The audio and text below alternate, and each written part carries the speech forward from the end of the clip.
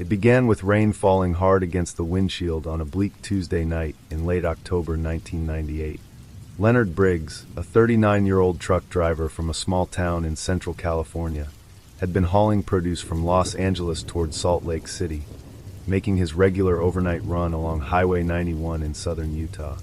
Around 11:30 p.m., he pulled into the remote Clear Ridge Rest Area, a desolate stop-off surrounded by jagged sandstone cliffs and pitch-black desert beyond the glow of its old sodium lights. His vehicle, a bold red Kenworth with polished chrome trimmings that gleamed even in the low light, was seen entering the lot by the rest area's security camera at precisely 11:39 p.m. And yet, when morning came, the truck hadn't moved an inch. The driver's door sat slightly ajar, its engine cold. Leonard Briggs had vanished. Inside the cab, investigators found no signs of a struggle.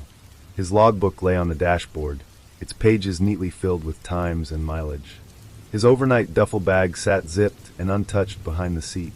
A half-consumed cup of coffee rested in the cup holder, its contents lukewarm. Most notably, his wallet was open on the passenger seat, still holding $174 in cash. Nothing had been stolen. Nothing seemed out of place. It was as if Leonard had simply stepped out of his truck into the rain and dissolved into the Utah air. What made his disappearance especially chilling was his reputation for precision. In 15 years on the road, he'd never missed a drop-off.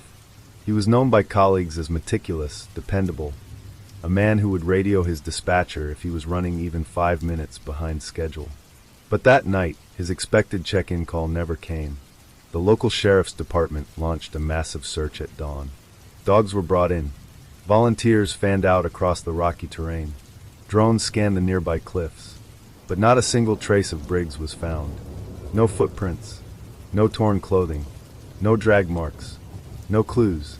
Just a parked truck and a silence that spread like fog across the investigation. For a while, the case stood alone, an unsettling anomaly. That was until it happened again. 6 weeks later, on December 14, 1998, another truck driver, Marla Jensen, one of the few female long-haul operators regularly driving the western routes, pulled into the very same Clear Ridge Rest Area around midnight. At 43 years old, Jensen was an experienced, no-nonsense driver with a spotless record. Friends and family described her as extra cautious, even a little paranoid. She had a habit of calling her sister every time she stopped for the night, giving her exact GPS location and departure plan. That night, she called at 12:11 a.m., saying she'd be resting for 4 hours before continuing her journey toward Denver. She mentioned that the lot was nearly empty, just her blue Peterbilt parked near the entrance, and a dark-colored sedan at the far end with its interior dome light on. She didn't think much of it at the time. By 6:45 a.m., when she failed to check in again, her sister grew alarmed and contacted the trucking company. Utah Highway Patrol was notified, and a trooper was dispatched immediately. When they arrived shortly after 7 a.m., Jensen's truck was still right where she'd left it. Her logbook was up to date, with a final entry at 12:16 a.m. Her purse was tucked away in a secure compartment, locked, as she always kept it. The sleeper bunk was slightly rumpled, as if someone had lain down but hadn't gotten comfortable enough to rest. Then came the most unsettling detail. At 2:19 a.m., the rest area's aging security camera captured footage of a figure approaching Marla's truck. The black and white video was grainy and poorly lit, but a few things were clear. The person appeared to be an average-sized male wearing a dark jacket and a cap. He walked directly up to the driver's door and knocked once. After a short pause, the door opened. There was a brief exchange. Then, inexplicably, Jensen stepped down from the cab and followed the man off camera. Neither of them returned. The sedan she'd mentioned? It was gone by morning. No license plate could be seen. No trace left behind. 2 disappearances at the same rest area within weeks set off alarms across state and federal agencies. The FBI joined state police, now treating the situation as a potential serial abduction case. Alerts were issued across trucking networks. For months, drivers avoided Clear Ridge entirely, and many refused to stop along that entire 60-mile desert corridor after sunset. Then, in March of 1999, a bizarre and unexpected clue surfaced.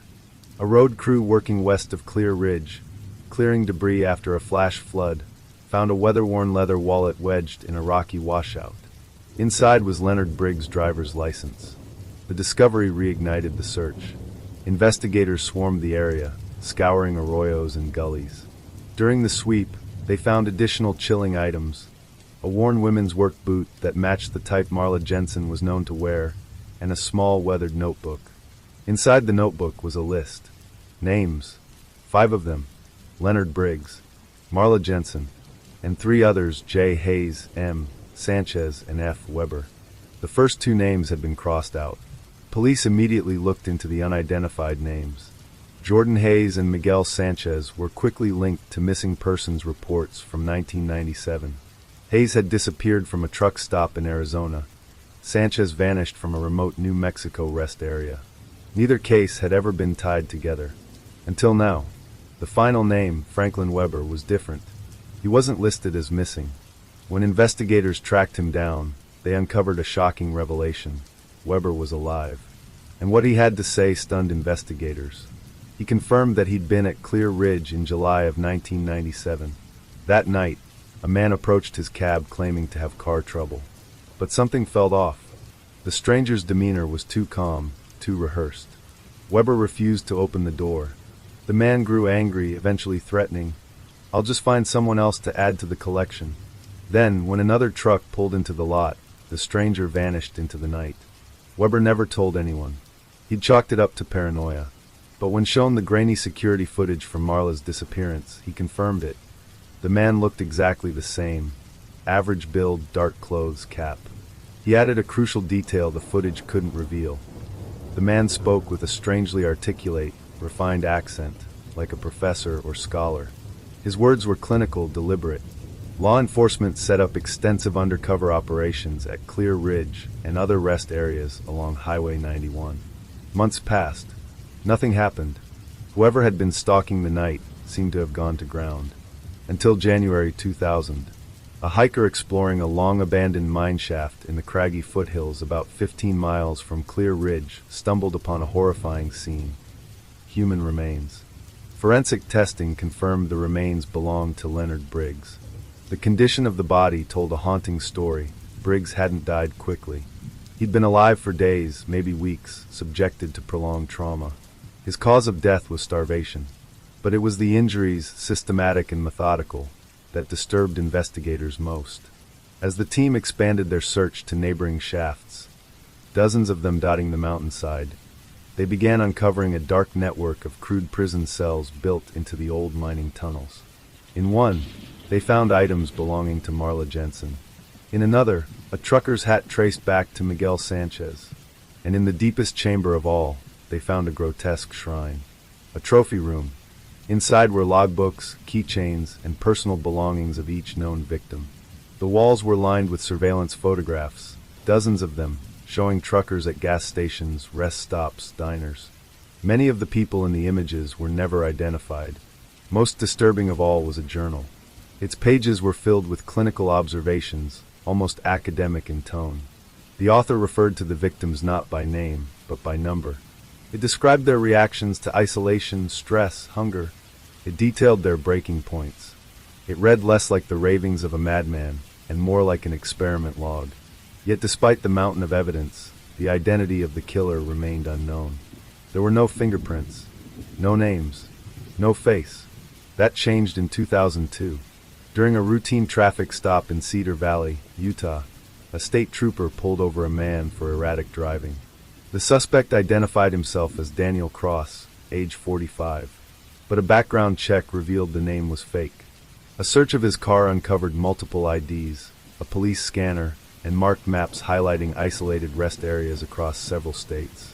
The man was actually Dr. Edward Crane, a former university psychology professor who had lost his position in 1996 over controversial research proposals involving human isolation and stress response. Inside his home, police found the final pieces of the puzzle, a hidden room containing photos identical to those found in the mine shaft. More journals, more trophies, more names. When confronted, Crane showed no remorse. They were ideal subjects, he reportedly told investigators.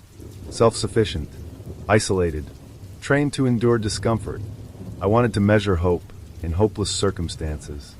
Crane had taken his failed academic ambitions and turned them into real-world experiments, using truckers as test subjects. His method was simple. He would approach drivers late at night at remote rest stops with a believable story, a broken-down car, a medical emergency, or pretending to be a fellow trucker. Once close enough, he used a concealed stun gun, subdued his victims, and transported them to his underground research site in the abandoned mines. In April 2002, Edward Crane was convicted on multiple counts of kidnapping and first-degree murder. He was sentenced to life in prison without the possibility of parole. Authorities fear the 4 confirmed victims are only a fraction of the lives he may have taken. In the trucking world, disappearances are often overlooked or delayed due to the solitary nature of the job. Today, a small plaque sits at Clear Ridge Rest Area in memory of Briggs, Jensen, Hayes, Sanchez, and others never named. The case transformed security protocols across western U.S. highways, improving surveillance, lighting, and emergency communication systems. But to the drivers who still pass through that lonely corridor, Clear Ridge is known by a different name: Dead Man's Curve. Not because of a dangerous bend in the road, but because of the predator who once stalked the solitude, turning kindness and trust into a trap. Before we proceed, please let us know where you're from. Also, don't forget to like this video and subscribe to our channel and be a part of our small community. Let's continue. On the evening of March 18, 2005, longtime truck driver Samuel "Sam" Rourke rolled his 18-wheeler into the Silver Ridge truck stop just off Route 219 in the rural foothills of Pennsylvania. After a grueling 14-hour shift behind the wheel, the 48-year-old road veteran was simply looking forward to a hot plate of food and a few hours of rest before finishing his run north toward Buffalo with a load of industrial equipment. What Sam didn't realize was that someone had been trailing him for nearly 100 miles, watching him, studying him, and ultimately choosing him for reasons that would only come to light in the horrifying days that followed. The Silver Ridge truck stop wasn't anything special. It had the bare essentials: a fuel depot, a worn-down diner that stayed open all night, and a shower shack tucked off to the side for truckers needing a quick rinse.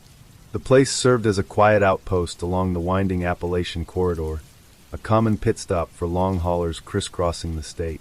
Sam's routine that night was unremarkable, exactly what you'd expect from someone with more than 2 decades of experience on the road. He filled up, ate a simple meal, checked in with dispatch, and prepared to sleep in his rig.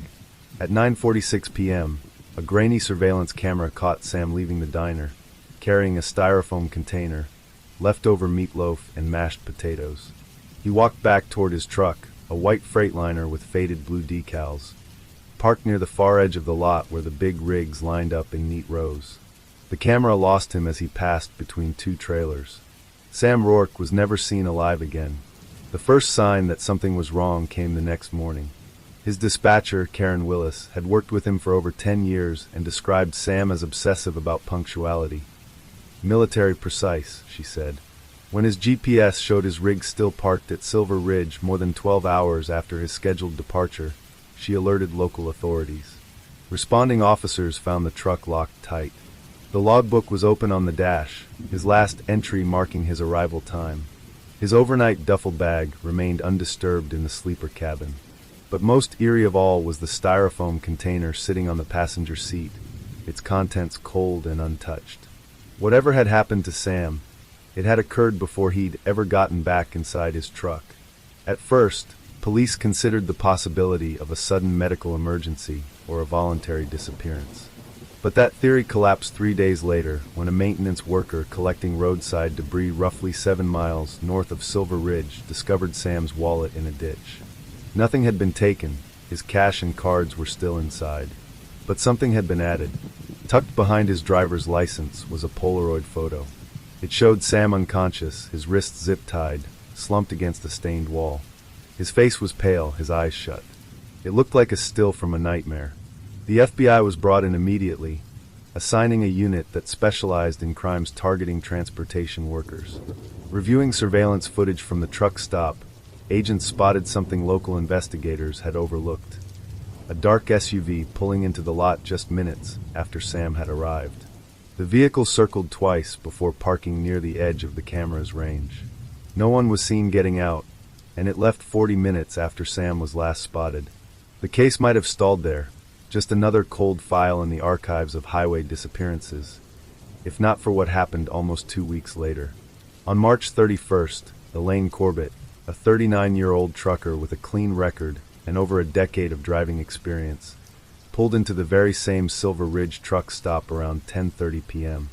She was cautious by nature, especially after a minor hit-and-run a few years back. Since then, she developed a habit of taking photos of her truck at every stop, just in case. That night, while snapping her usual set of pictures near her trailer, Elaine noticed movement in the shadows beneath the adjacent rig. "At first, I thought it was a stray dog," she told investigators later. "But then I saw arms. Hands. It was a man, crawling underneath the next truck on his belly." Elaine bolted to her cab, locked the doors, and called 911. Police arrived 17 minutes later, but the man was gone. However, the photos Elaine had taken just before calling proved invaluable. One image showed the suspect clearly, a man appearing to be in his late 30s or early 40s, dressed in dark clothing with tactical-style gloves. But what chilled investigators most was the item in his hand, a telescoping metal rod ending in a wire loop, eerily similar to the catch poles used by animal control officers. Law enforcement sent out alerts to truck stops within a 100-mile radius. State troopers began patrolling rest areas along Route 219. The FBI released a composite sketch based on Elaine's photos. Dozens of tips came in, but no solid leads materialized. Then in early May, nearly 2 months after Sam Rourke disappeared, the case broke open. State police responded to a single-car accident on a rural road about 30 miles from the truck stop. The driver had lost control on a bend and slammed into a tree. He was identified as Harold Kettering, a 43-year-old local with no prior criminal record, but the items inside his vehicle told another story. In the trunk, police found zip ties matching those in Sam's photo, a telescoping catch pole, and several syringes containing traces of a powerful veterinary-grade sedative. Most damning of all, they discovered Sam Rourke's company ID badge, tucked into a locked toolbox. Alongside it, dozens of Polaroids. The images showed not just Sam, but at least 5 other men, all unconscious or semi-conscious, in various stages of restraint. One photo offered a glimpse of an interior later identified as a retrofitted utility van. Further investigation led authorities to an abandoned farm once owned by Kettering's late uncle. Behind the crumbling barn, hidden in a converted milking house with steel-reinforced doors and blackout curtains, they found the answer to a growing nightmare. Inside, the room had been turned into a dungeon. A hospital-style bed had been bolted to the floor, restraints attached at each corner. A central drain had been installed in the concrete. On a cluttered workbench, investigators found forensic traces of multiple victims, blood, hair, and biological material. Among the clutter were notebooks, pages and pages of surveillance notes cataloging dozens of truckers, their routes, routines, and rest stop patterns. Kettering survived the crash but sustained traumatic brain injury. He remained in custody but was never able or willing to speak. Neurologists confirmed extensive damage to areas of the brain responsible for speech and memory. Whether genuine or strategic silence, the result was the same. Kettering took most of the truth with him. Still, the evidence painted a disturbing portrait. He had once worked as an overnight janitor at the Silver Ridge truck stop, giving him insider knowledge of routines, blind spots, and security weaknesses. He had briefly been a trucker himself before losing his commercial license due to repeated safety violations.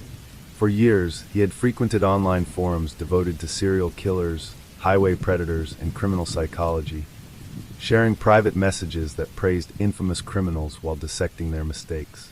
Investigators believed Kettering would stalk potential victims over long distances, studying their habits. Once he selected a target, he would use his catch pole and a dose of sedative to quickly and quietly incapacitate them, then transport them to his hidden chamber. In the weeks that followed his arrest, law enforcement connected Kettering to at least 3 more missing drivers from Pennsylvania and nearby states. In each case, the same pattern emerged: a routine stop, personal belongings left untouched, and no sign of struggle. The final resting place of Sam Rourke, and 4 of the other men, was uncovered in a densely wooded section of the old farm. Cadaver dogs led searchers to 5 shallow graves among the pine trees. DNA testing confirmed their identities. The case sent shockwaves through the trucking industry. Security upgrades swept across truck stops nationwide. Enhanced lighting, broader camera coverage, designated patrols, and improved emergency alert systems for drivers. Panic buttons were installed in newer models of long-haul rigs, and trucking companies adopted stricter check-in protocols, especially for drivers stopping overnight in isolated areas.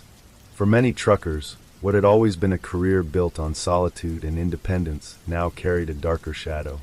The same isolation that made the job peaceful could also make it deadly. The Rourke Memorial Fund was created by Sam's employer to fund safety programs for independent drivers. Each year on the anniversary of his disappearance, truckers who pass the Silver Ridge truck stop sound their horns in unison, a somber tribute that echoes across the Appalachian hills. Inside the truckers' lounge at Silver Ridge, a simple plaque now hangs, bearing the names of the confirmed victims and a quote chosen by Sam's wife. The road is long, but they are not forgotten. To those who still navigate Route 219 through Pennsylvania's winding countryside, the far end of the lot is no longer just a parking spot. It's called the blind spot, not for what can't be seen in mirrors, but for what once watched silently from the shadows, waiting.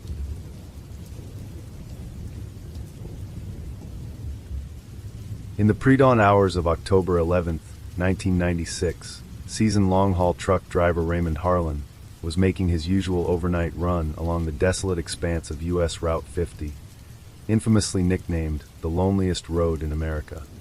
The 43-year-old road veteran had spent nearly 2 decades hauling freight between the outskirts of Denver and the Central Valley of California.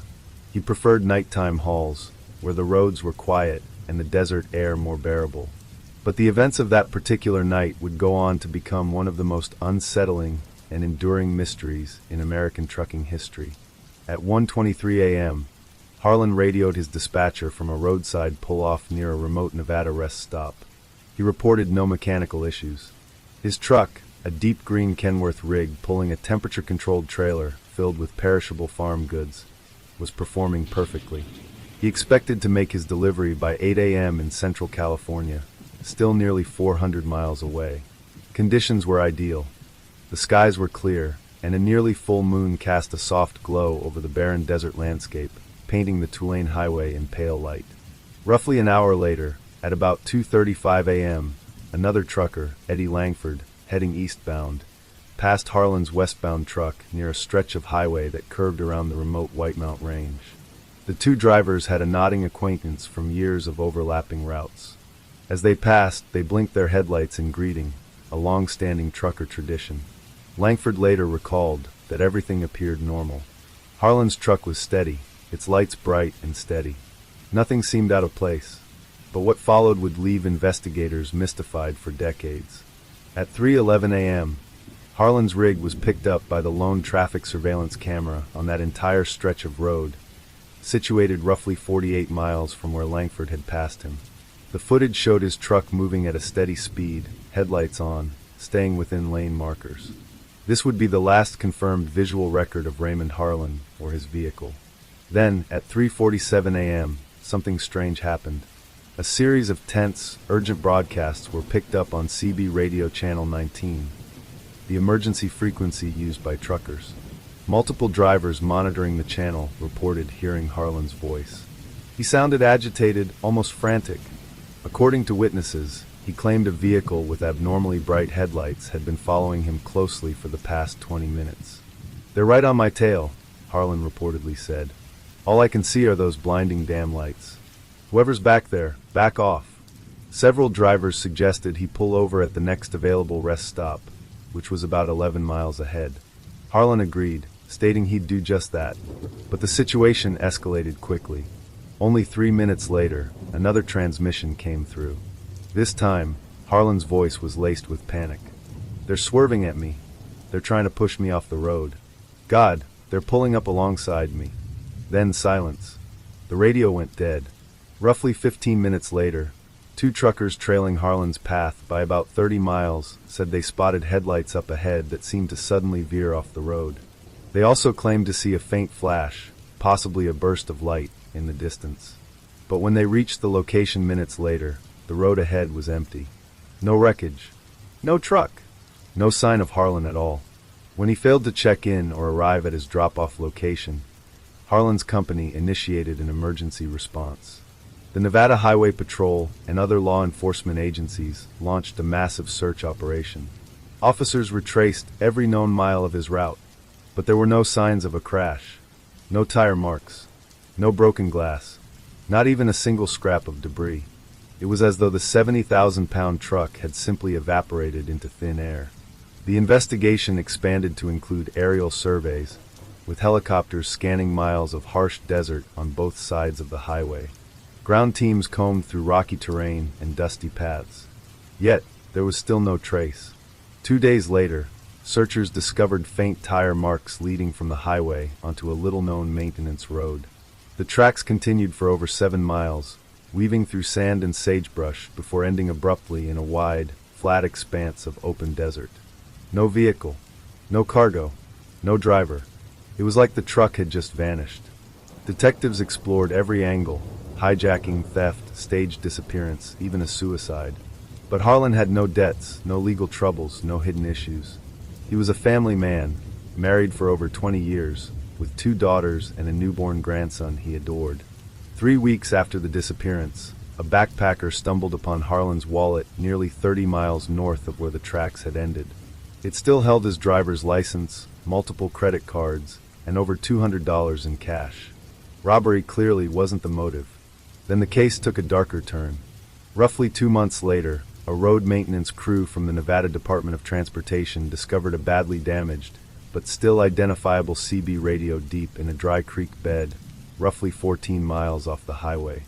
Forensic experts recovered several partial fingerprints from the device, none of which matched Harlan or any records in existing databases. More truckers came forward with unsettling experiences from the same stretch of Route 50. Several recounted being followed by vehicles with unusually bright beams, far too intense for normal headlights. One driver described being nearly forced off the road by a nondescript white van, which vanished as soon as another car came into view. Another reported spotting a similar van parked at different rest stops along the route, always at night, always with its lights off and engine cold. In early 1997, there was hope for a break. Police in northern Nevada arrested 3 individuals tied to a regional cargo theft operation. During questioning, one suspect let slip a vague reference to the desert job that went sideways out on 50. But when pressed, he immediately demanded a lawyer.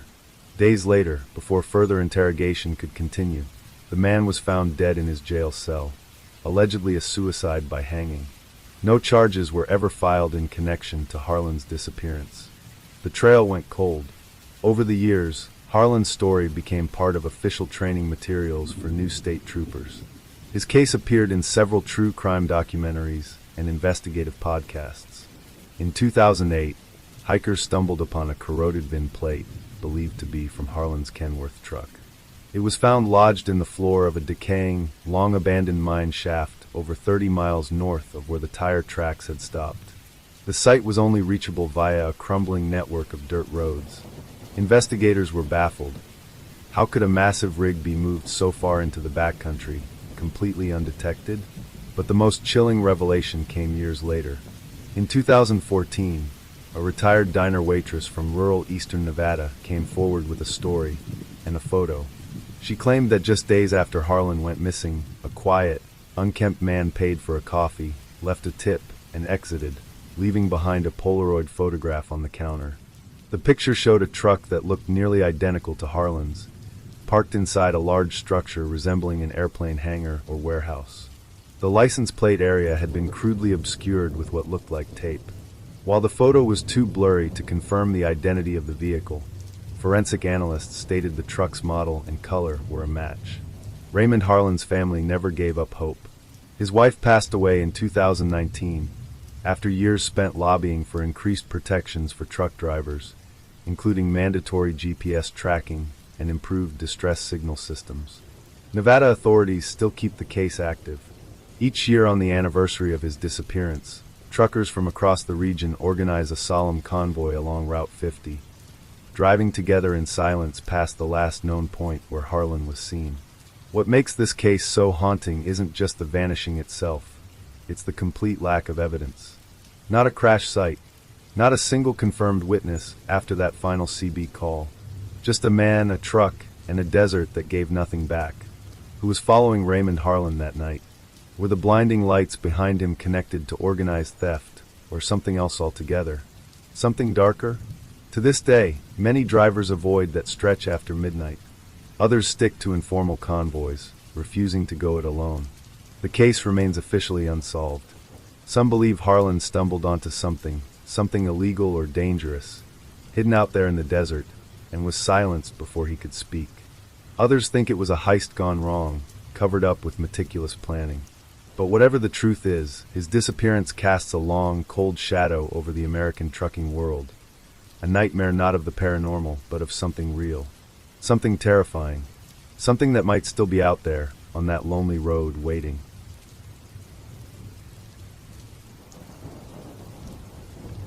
In the pitch-black early hours of November 23, 2008, Greg Landon, a seasoned 54-year-old truck driver from Spokane, Washington, guided his rig through the snow-laced switchbacks of Montana's Pine Hollow Pass. He was hauling a load of heavy refrigeration equipment bound for Missoula, taking a lesser-known route, State Highway 472, to bypass ongoing construction delays clogging the main interstate.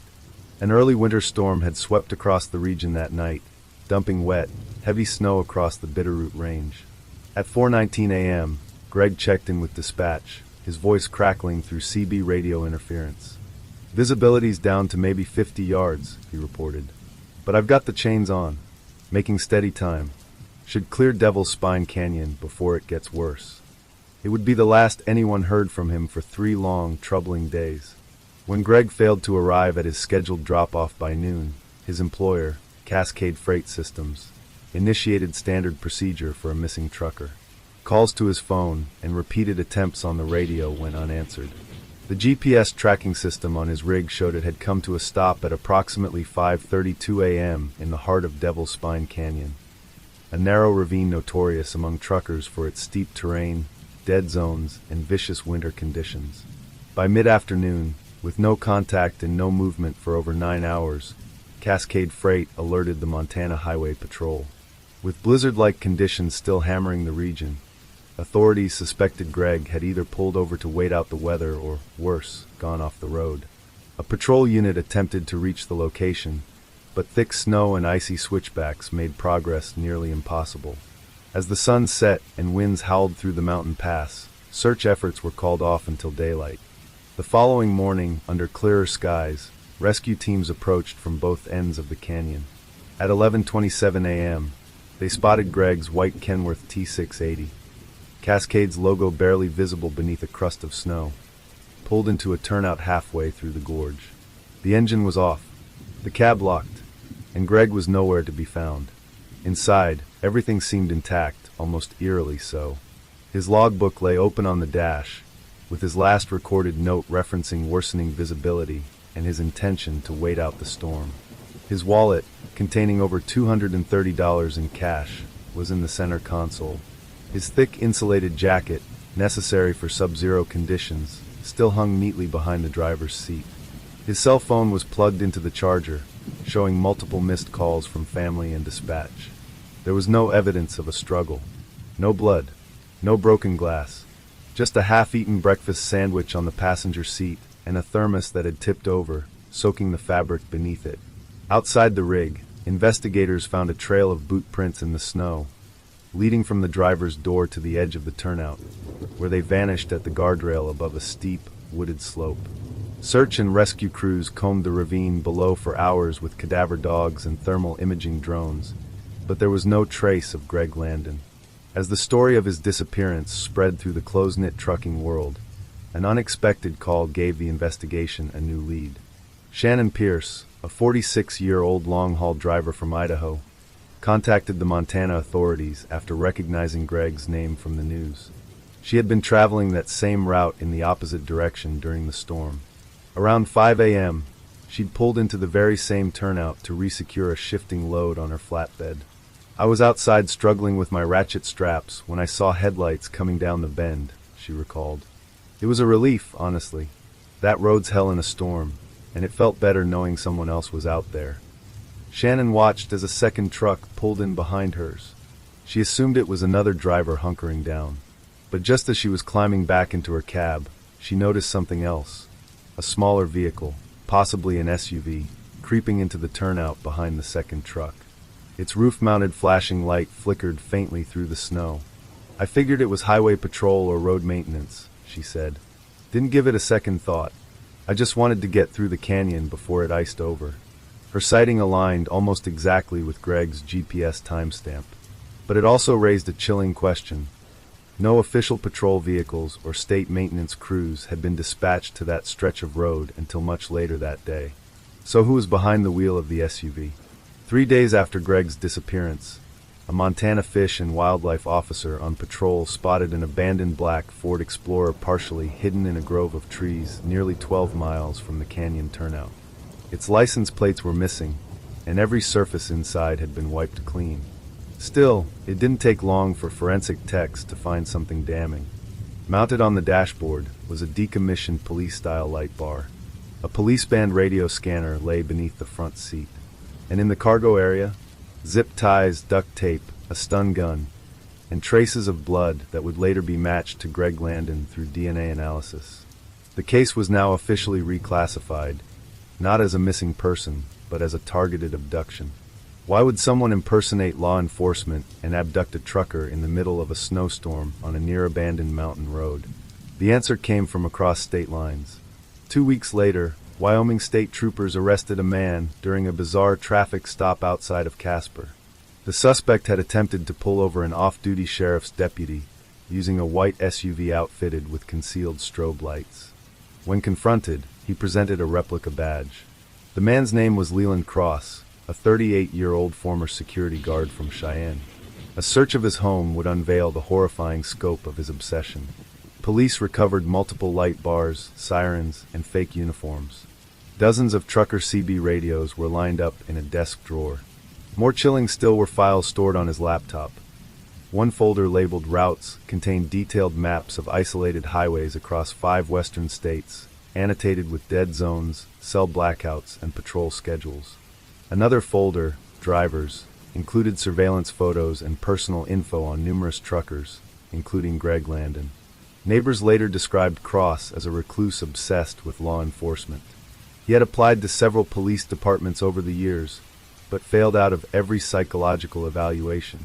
He often dressed in tactical gear and was known to drive vehicles eerily similar to unmarked cruisers.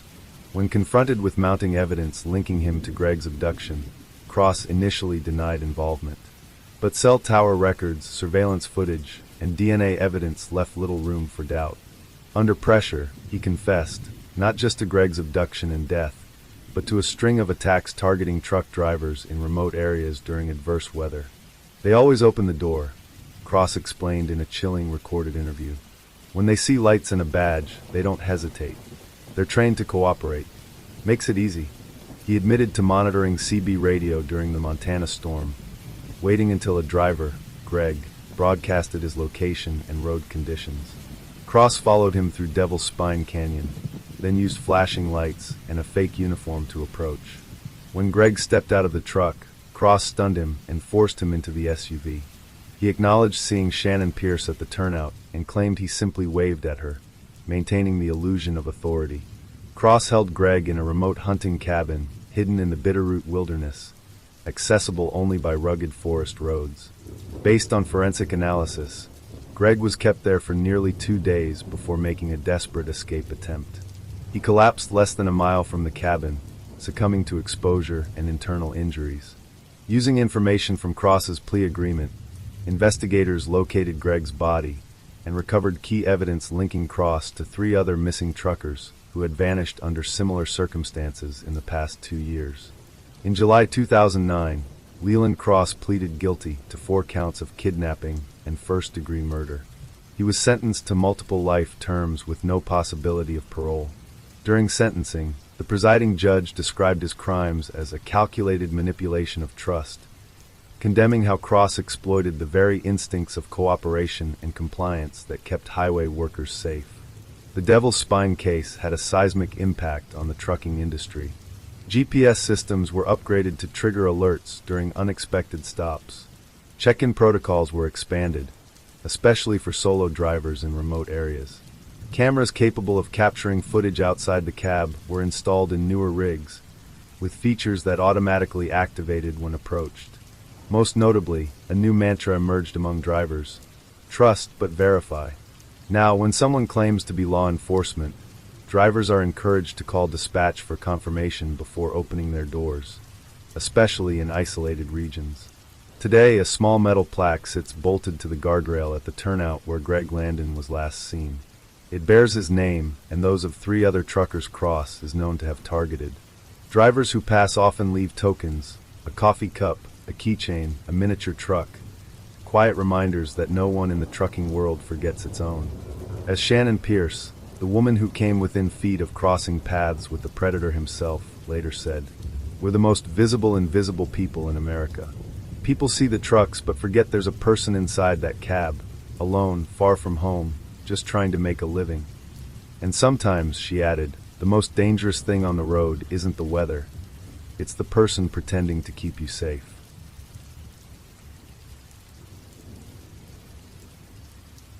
On a moonless night, July 13, 2011, Damon Wells, a 37-year-old long-haul trucker from Bakersfield, California, pulled his refrigerated rig into the Kestrel Point Rest area, just off Interstate 10, roughly 80 miles east of Tucson, Arizona.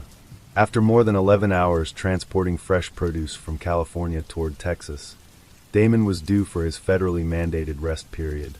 An experienced and meticulous driver, Damon had traveled this route many times. Like most veteran truckers, he had his preferred rest stops, places that felt safe, secluded, and familiar. Kestrel Point, with its wide, dimly lit lot that allowed trucks to park far from highway noise, had always been one of his go-to stops. But what Damon Wells couldn't have known was that this routine pause would land him in the center of one of the most chilling serial murder cases to ever shake the American trucking industry. The next morning, at 6:20 a.m., when Damon missed his scheduled check-in with dispatch, alarm bells were triggered. Multiple calls to his cell went unanswered, and his truck remained stationary, according to onboard GPS data. Concerned, his employer contacted Arizona Highway Patrol. At 7:48 a.m., Trooper Luis Calderon arrived at Kestrel Point. Damon's blue Peterbilt was parked in the far corner of the rest area, engine cold, doors locked. From outside the driver's side window, Calderon spotted Damon slumped in his seat. Initially suspecting a medical emergency, Calderon broke the window to gain entry. But what he found was something far more sinister. Damon Wells had been strangled, killed using a thin piece of wire in a manner later identified as a garrote. The coroner's report would determine that his death occurred between 2 o'clock and 3:30 a.m. His wallet was untouched, still in his back pocket, with $156 in cash. The logbook on the dash recorded his arrival and intended departure, time-stamped at 11:44 p.m. Nothing had been stolen, no signs of a struggle, but one detail stood out, a detail that sent shivers through the responding officers. Clutched tightly in Damon's right hand was a small, yellow plastic whistle, the kind you might find in a toy aisle or party favor bag. According to his family, Damon didn't carry a whistle. Never had. Someone had placed it there, deliberately. At first, investigators considered the possibility of a random attack, or perhaps a robbery gone wrong. But that theory shattered 3 weeks later. On July 30th, 2011, at the San Solano rest stop just outside Lordsburg, New Mexico, roughly 150 miles east of Damon's last stop, another truck driver was found murdered under disturbingly similar circumstances. Elisa Vargas, a 43-year-old independent operator from Texas, was discovered in the sleeper berth of her rig, garroted in precisely the same way. Nothing had been stolen, and just like Damon Wells, Elisa was holding a small plastic whistle. This one was blue. The eerie similarities couldn't be ignored. Arizona and New Mexico law enforcement joined forces, and soon the FBI's Behavioral Analysis Unit was called in.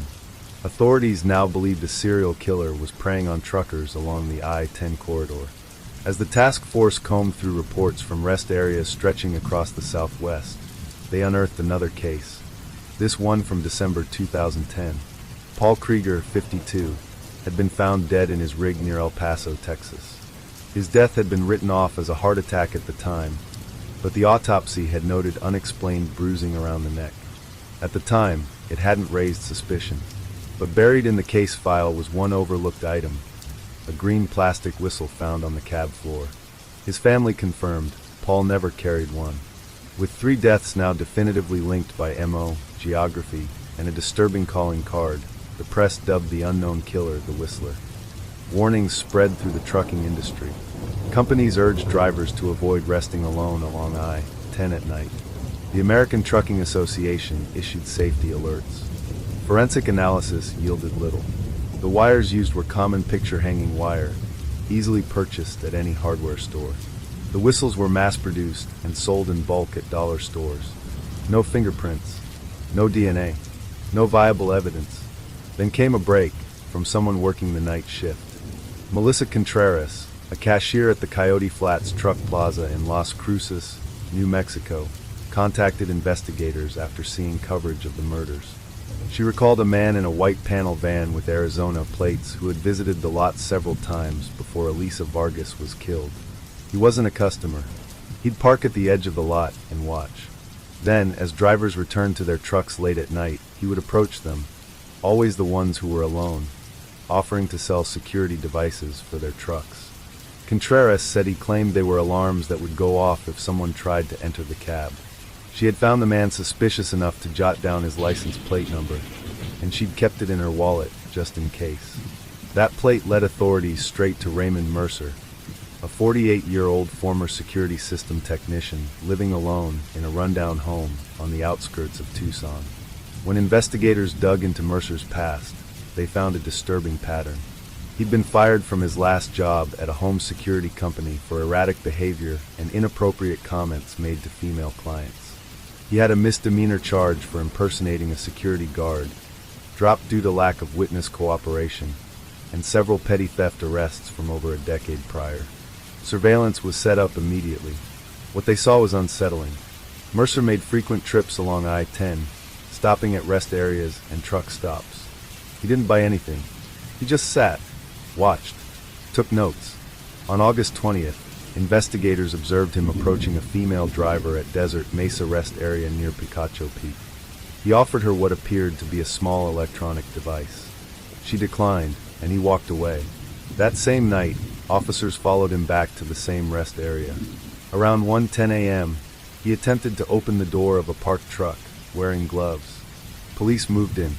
In Mercer's van, they found a horrifying collection: multiple lengths of picture-hanging wire, a bag containing dozens of colorful plastic whistles, and a spiral notebook mapping out rest areas along I-10, annotated with notes on security patrol patterns and camera locations. A crude hand-drawn map marked the 3 known murder sites with matching colored dots: yellow, blue, green. Next to each, a date. In custody, Mercer at first denied everything, but confronted with the evidence, he eventually confessed. His account matched details only the killer could have known, down to how tightly the wire was wrapped and how he'd placed the whistles. His explanation was cold, mechanical. They didn't expect anything, he told investigators.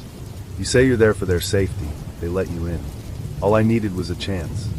The whistles, he said, were symbolic. Nobody hears them whistle, he explained. They're calling for help, but no one ever hears it. On Mercer's home computer, investigators discovered a document titled Rest Stop Protocol. It outlined how he chose his victims. He targeted solo drivers at rest areas without 24-hour staff, avoiding well-lit truck stops and preferring those where rigs were spread out. He even carried a CB scanner, using it to monitor trucker chatter, skipping over those talking with others, seeking out drivers who were completely alone. Further investigation connected Mercer to 5 additional deaths previously ruled natural. Subtle garrote marks had gone unnoticed. None of the earlier victims were holding whistles, but the pattern was unmistakable. In March 2012, Raymond Mercer pleaded guilty to 8 counts of first-degree murder to avoid the death penalty. He received multiple life sentences without parole. When asked by the judge if he had anything to say, Mercer simply whispered, "They never heard me coming." The trucking industry reeled. Carriers introduced new safety protocols. Some now require drivers to park in pairs or convoys during overnight rests. Panic buttons were installed at select rest areas. Many truckers began keeping CB contact with nearby drivers, even during breaks. The American Trucking Association launched a national safety initiative called Never Alone, aimed at creating a real-time communication network for drivers traveling in isolated areas. For the families, the guilty plea brought closure, but no comfort. At the sentencing, Damon Wells's widow stood before the court and addressed Mercer directly. "My husband drove across this country for 20 years. He was smart, he was careful, and he loved the freedom of the open road. You didn't just kill him, you made every other driver out there afraid of that freedom." Today, at the Kestrel Point Rest area, where Damon spent his final night, a small bronze memorial stands near the far end of the lot. It bears the names of all 8 confirmed victims, and below it, a plaque engraved with 3 words truckers now know well. Keep your whistles ready. Veteran truckers refer to it as the Wilkins Warning, a nod to the first known victim. Some still park there, but no longer alone. Rigs now cluster closer together. Cabin lights stay on.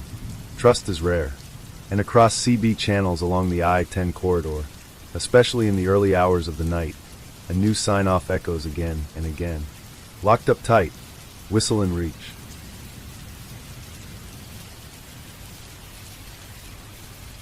On the bitter evening of January 14, 2012, a seasoned long-haul trucker named Daniel Rourke guided his 18-wheeler over a gradual incline along Route 48, just north of a small rural town in the upper Midwest. At 45 years old, Rourke had spent more than 2 decades on the road and was currently transporting engine components from a factory outside a major city to a remote industrial site near the northern border. It was a drive he knew intimately, one he'd made every couple of weeks for nearly 11 years. But in the next quarter hour, what began as a routine night shift would spiral into one of the most unsettling survival tales in modern freight history. An event that would ultimately expose a chilling oversight in public infrastructure and spark sweeping reforms across northern highway systems. The sky that night was clear, the stars sharp against the blackness, but the cold was punishing. Temperatures hovered around minus 18 degrees Fahrenheit, making the air feel brittle.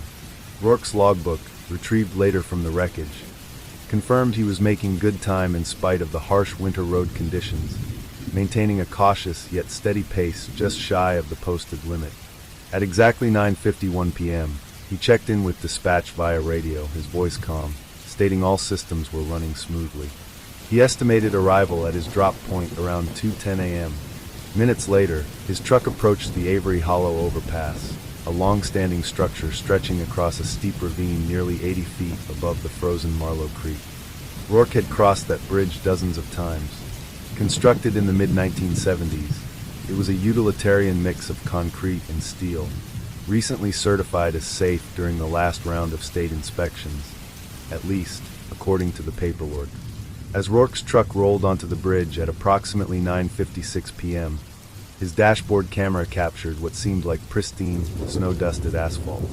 But the camera couldn't see what the sensors missed: a slick, nearly invisible sheen of black ice that had silently formed due to a rare collision of moisture, wind, and sudden overnight temperature drops. Experts later called it a perfect storm for catastrophe. The first sign of danger was subtle, a slight drift to the right. The dashcam's audio recorded Rourke's sharp inhalation and the soft click of him downshifting to ease his speed. It was an instinctive, veteran move. For a few seconds, it looked like he'd saved it. Then came the jackknife. The footage captured the rig's massive trailer swinging out with increasing force, pushing the cab sideways across the entire width of the bridge. Rourke fought hard, steering into the slide and resisting the urge to brake, which would have only made the jackknife worse. For a breathless moment, it seemed like he might regain control. That hope disintegrated when the trailer struck the right side guardrail at a sharp angle. The impact wasn't violent, certainly not enough to cause a major breach under normal circumstances. But this wasn't normal. That particular section of the railing, weakened from years of internal decay, gave way like a cardboard wall. Investigators would later conclude it had been a ticking time bomb. A 10-foot section of the railing crumpled and peeled outward. With a horrible inevitability, the trailer tipped into the void, dragging the front cab with it. The dashcam captured Rourke shouting a single, panicked curse. Then the feed cut to black as 40 tons of steel and cargo plunged into the frozen ravine. By all logic, Daniel Rourke should have died that night. The cab smashed into the icy creek bed below with devastating force, partially breaking through the frozen surface before twisting into a precarious position. The trailer remained tethered to the overpass, half dangling, a contorted monument of disaster visible to first responders who arrived about 18 minutes later. A passing motorist had seen the plunge and dialed emergency services. What rescuers found stunned them. Rourke was alive. Thrown clear during the descent, he'd somehow landed on the ice roughly 25 feet from his crushed cab. Badly injured, battered, but conscious. Both legs were broken. He was suffering from exposure and bleeding internally, but he was coherent enough to speak. His first words to paramedics, as recorded in the report, were, "There's something wrong with that bridge. The railing just gave out. The rescue was treacherous. The cold, the instability of the trailer overhead, and the possibility of the ice collapsing beneath them made every second dangerous." Specialized teams worked fast, securing Rourke and airlifting him to a nearby trauma center, where he underwent emergency surgery for internal injuries and multiple compound fractures. While Rourke remained in critical care, state investigators began combing through every detail of the crash. Initially, it was assumed to be driver error or mechanical malfunction, but evidence quickly pointed elsewhere. Highway engineers discovered the railing section that failed was riddled with internal corrosion, damage invisible during routine external inspections. Worse, the bolts anchoring that segment to the bridge had been improperly replaced during maintenance 5 years earlier. As the investigation deepened, an unsettling pattern came to light. Over the past 10 years, 6 similar incidents had occurred on the Avery Hollow overpass, each involving guardrail damage during icy conditions.